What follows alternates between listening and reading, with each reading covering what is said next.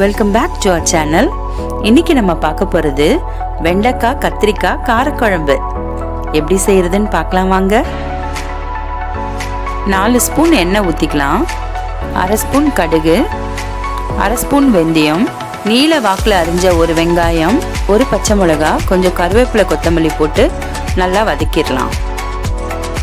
வெண்டைக்காய் கத்திரிக்காய் 1/4 kilo, 1/4 teaspoon மஞ்சள் தூள் போட்டு வதக்கிடலாம். நெக்ஸ்ட்டு 10 பல்லு உரிச்ச பூண்டு அதில் போட்டு மிக்ஸ் பண்ணிக்கலாம். ஒரு மீடியம் சைஸ் தக்காளி கட் பண்ணி அதில் ஆட் பண்ணிக்கலாம். 1 ஸ்பூன் மிளகாத்தூள், 2 ஸ்பூன் தனியாத்தூள் போட்டு நல்லா மிக்ஸ் பண்ணிக்கலாம். மிக்ஸை நல்லா வதங்கினதும் 3/4 டம்ளர் தண்ணி ஆட் பண்ணிக்கலாம். இப்போது தேவையான அளவு உப்பு போட்டுக்கலாம்.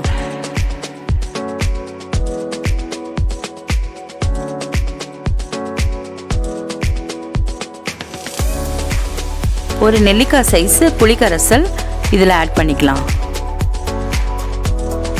5 மினிட்ஸ் நல்லா கொதிக்கிட்டோம். இப்போ எண்ணெய் பிரிஞ்சு காரக்குழம்பு ரெடி ஆயிடுச்சு.